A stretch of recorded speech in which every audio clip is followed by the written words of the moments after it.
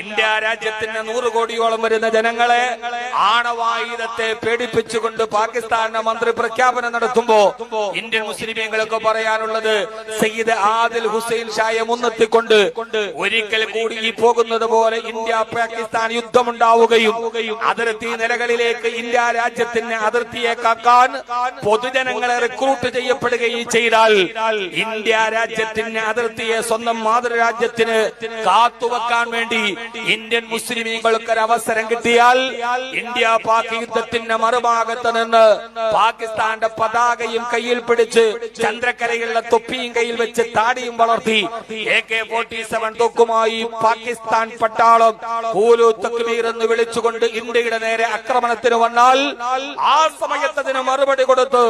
അല്ലാഹു അക്ബർ എന്ന് പറഞ്ഞ് ഇന്ത്യയുടെ ത്രിവർണ്ണ പതാകയും പിടിച്ച് ഇന്ത്യയുടെ വസ്ത്രം ധരിച്ചുകൊണ്ട്